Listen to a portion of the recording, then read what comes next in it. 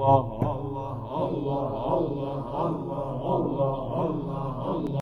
علیکم ورحمۃ اللہ وبرکاتہ۔ آج کی اس ویڈیو میں ہم بات کریں گے صبر کے مقام سے متعلق کہ صبر کا مقام کیا ہے، صبر کی اہمیت کیا ہے۔ سب سے پہلے ہم قرآن مجید فرقان حمید میں جائزہ لیتے ہیں کہ قرآن مجید میں صبر کے بارے میں کون سی آیات نازل ہوئی ہیں۔ اللہ رب العزت ارشاد فرماتا ہے الذین اذا اصابتهم مصیبہ قالوا انا للہ وانا الیہ راجعون، کہ وہ لوگ جن پر میں بیماری،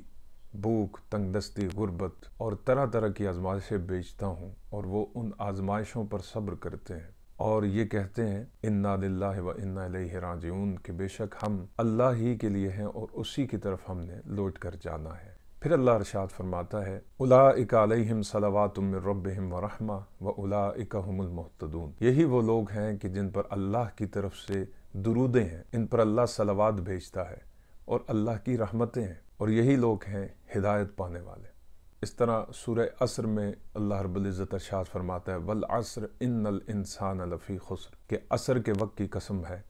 انسان خسارے میں، الا الذین آمنوا وعملوا الصالحات، کہ بے شک وہ لوگ کہ جو ایمان لائے اور نیک اعمال کیے، وتواصوا بالحق وتواصوا بالصبر، جو حق کے ساتھ صبر کی تلقین کرتے رہے، خود بھی صابر رہے اور دوسروں کو بھی صبر کا درس دیتے رہے، ایسے لوگ خسارے میں نہیں ہیں۔ حضور نبی کریم صلی اللہ علیہ وسلم نے ارشاد فرمایا کہ صبر اور یقین یہ اللہ کی وہ نعمتیں ہیں جو تمہیں بہت ہی قلیل تعداد میں، تھوڑی مقدار میں عطا کی گئی ہیں۔ یاد رکھو جسے یہ صبر اور اللہ پر یقین نصیب ہو جائے تو وہ ان دونوں کا دامن تھام کر رکھے، مضبوطی سے انہیں پکڑے رکھے، یعنی صبر کو بھی اور اللہ پر یقین کو بھی۔ حضور نے ارشاد فرمایا تمہیں دنیا میں کوئی بھی معاملہ پیش آئے، چاہے وہ دکھ تکلیف کا ہو، کسی بھی آزمائش کا ہو، تو تم اس پر ضرور صبر کرنا۔ مجھے اس بات کا خوف ہے کہ میرے اس دنیا سے چلے جانے کے بعد تم پر دنیا بہت کھول دی جائے گی، دنیاوی نعمتوں کی اس قدر کثرت ہوگی اور دنیا کی طلب میں اس قدر اضافہ ہوگا کہ تم میں سے ہر ایک دوسرے کو کمتر اور حقیر جانے گا۔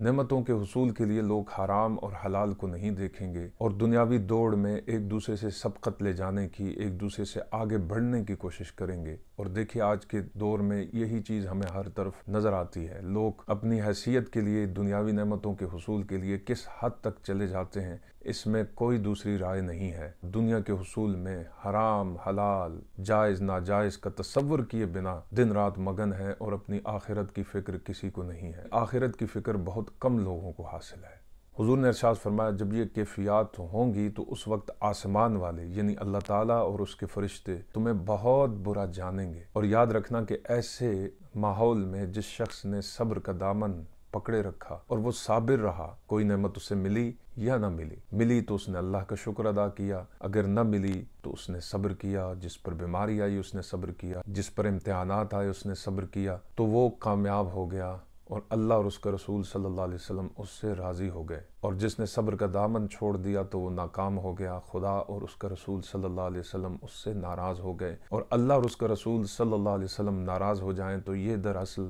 خسارے اور گھاٹے کا سودا ہے۔ ایک دن نبی پاک صلی اللہ علیہ وسلم سے ایمان کے بارے میں پوچھا گیا تو حضور صلی اللہ علیہ وسلم نے ارشاد فرمایا صبر اور سخاوت یہ ایمان ہے، یعنی صابر رہنا اور سخاوت کرنا یہ دونوں ایمان کا حصہ ہیں۔ ارشاد فرمایا کہ صبر جنت کے خزانوں میں سے ایک خزانہ ہے، جس کو یہ مل گیا گویا اسے جنت کے خزانوں میں سے انمول خزانہ ہاتھ آیا۔ ایک اور حدیث میں ہے آپ صلی اللہ علیہ وسلم سے پوچھا گیا یا رسول اللہ صبر ہے کیا، تو حضور نے ارشاد فرمایا صبر ایمان ہے۔ اس طرح ایک بار آپ صلی اللہ علیہ وسلم سے پوچھا گیا یا رسول اللہ صلی اللہ علیہ وسلم ایمان کیا ہے، تو حضور صلی اللہ علیہ وسلم نے ارشاد فرمایا صبر ہی تو ایمان ہے، یعنی اللہ کی رضا کے لیے صبر کرنا بخوشی اور دل سے۔ ایک دن نبی پاک صلی اللہ علیہ وسلم انصار مدینہ کی مجلس میں تشریف لائے، تمام انصار صحابہ وہاں موجود تھے، جن میں حضرت عمر فاروق رضی اللہ تعالیٰ عنہ بھی موجود تھے۔ نبی پاک صلی اللہ علیہ وسلم نے ایک سوال کیا کیا تم سب مسلمان ہو؟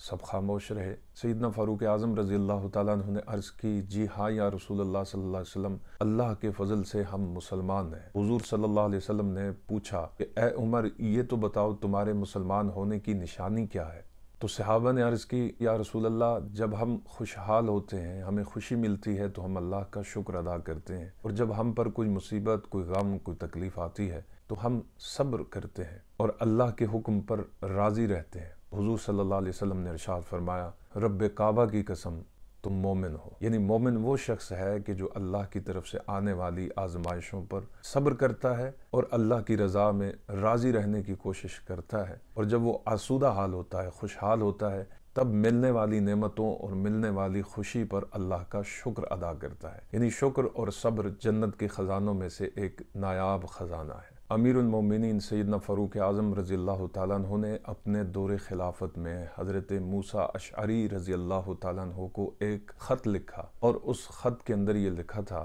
کہ صبر کا دامن کبھی بھی نہ چھوڑنا، اور جان لو کہ صبر کی دو قسمیں ہیں جن میں سے ایک دوسرے سے افضل ہے۔ پہلی قسم ہے مصائب یعنی تکلیفوں پر صبر کرنا، اور دوسری قسم ہے کہ اللہ کی حرام کردہ چیزوں پر صبر کرنا۔ یعنی تکالیف اور پریشانیاں آپ کو پیش آتی ہیں، ان پر آپ صبر کرتے ہیں، یہ بھی ایک اعلیٰ قسم ہے۔ لیکن جو دوسری قسم ہے، آپ نے لکھا کہ اللہ کی حرام کردہ اشیاء پر، کہ اللہ نے شراب حرام کی اور آپ شراب کی طرف دیکھتے نہیں، اللہ نے زنا حرام کیا، آپ اس سے رکتے ہیں، اپنے آپ کو روکتے ہیں، غیبت، حسد، برائی، چوری، اور یہ جتنے بھی اللہ کی طرف سے حرام کردہ چیزیں ہیں، ان سے اگر آپ رک جاتے ہیں اور ان کی طرف نہیں دیکھتے اور اللہ کے لیے ان سے صبر کرتے ہیں، یہ درجہ سب سے اعلیٰ درجہ ہے۔ اور آپ نے لکھا کہ جان لو کہ صبر ایمان کی جان ہے، ایمان کی بنیاد ہے، اور تقوی عبادات میں افضل ہوتا ہے، اور تقوی حاصل ہی صبر سے ہوتا ہے۔ اس طرح امیر المومنین حضرت سیدنا مولا علی شیر خدا رضی اللہ تعالیٰ عنہ ارشاد فرماتے ہیں، ایمان کی بنیاد 4 چیزیں ہیں۔ پہلی چیز یقین ہے، دوسری چیز صبر ہے، تیسری چیز جہاد ہے، اور چوتھی چیز عدل ہے۔ یعنی یقین اللہ پر اتنا غالب ہو، یعنی اللہ پر یقین اتنا مضبوط ہو کہ آپ کے نفع اور نقصان کا مالک اللہ ہی ہے، اور آپ کو اسی کی طرف لوٹ کر کے جانا ہے۔ تکالیف پر صبر، اللہ کی حرام کردہ اشیاء پر صبر،